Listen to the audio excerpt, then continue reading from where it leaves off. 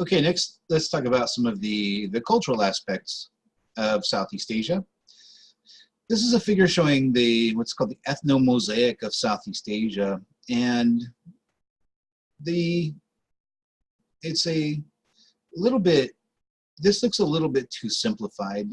Let's look at a different figure of languages, and we've seen in East Asia, fairly consistent, and unified language groups, especially Han Chinese, Indo-European languages in places like India. But you'll notice that there's kind of a diversity, a lot of little numbers here and a lot of mix of colors. So for example, let me actually show something.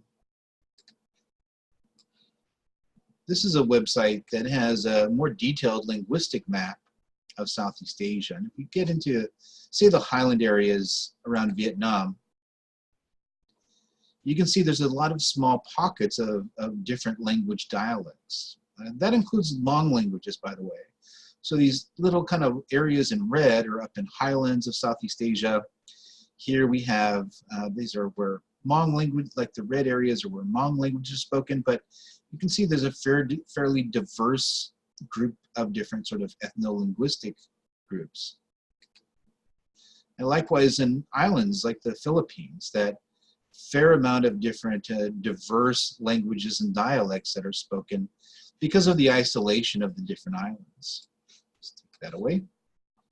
And that's kind of reflected here as well, that there's because of the physical isolations of mountains and islands, there is a fair amount of diversity of languages as well. And another aspect is the Chinese immigration. Over hundreds of years, people have migrated, especially from southern China, into the urban areas of Southeast Asia, like Manila in the Philippines, or in Saigon in Vietnam, now known as Ho Chi Minh City, or in places like Jakarta, Indonesia. So to recap, we have there's a high amount of cultural diversity. In fact, Southeast Asia is considered a shadow belt region similar to Eastern Europe because of the isolation and diversity of a lot of small cultures. And their physical isolation on the mainland is due to the mountainous regions. And on the insular part, it's due to the fragmented islands. And another aspect is the overseas Chinese, that on top of the indigenous cultures, you have high migration rates of people from China, but usually this is limited to the urban areas of Southeast Asia. So for example, in Singapore, the majority of the population of Singapore is of Chinese ancestry.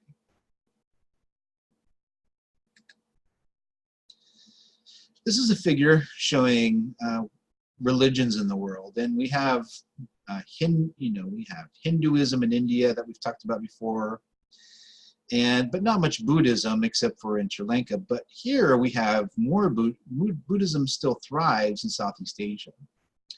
We also have an extension of Islam into the insular part, as well as actually Catholicism in parts of Southeast Asia as well.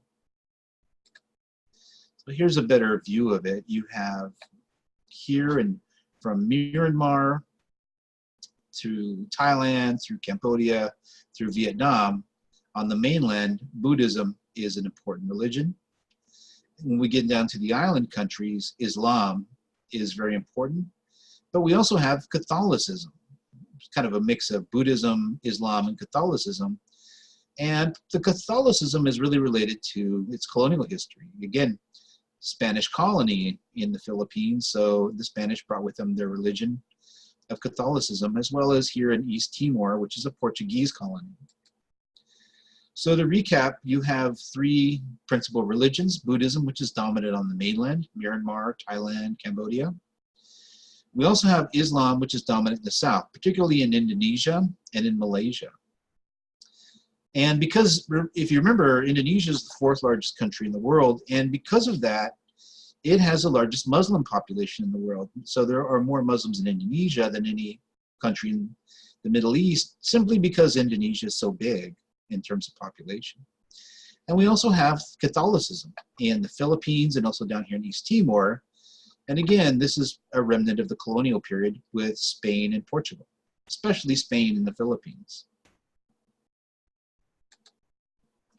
So this is a figure showing the Islamic world. It extends all the way down to Indonesia and also to Malaysia.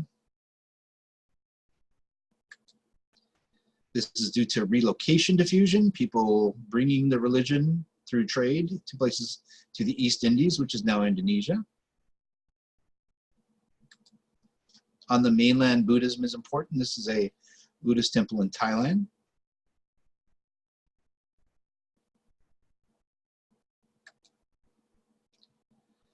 But in some places, there are also conflicts. So in Myanmar, for example, the Buddhist majority are in conflict with a minority people called the Rohingya, or the Rohingya, who are Muslim people. And if we look at where that is, it's in the Rakhine state. And where that is next to Bangladesh. And so the people in the Rakhine state who are Muslim are sort of related to the people in Bangladesh, but they're considered outsiders by the country of Myanmar, and they've been persecuted. So I'll include a little more of that in a video.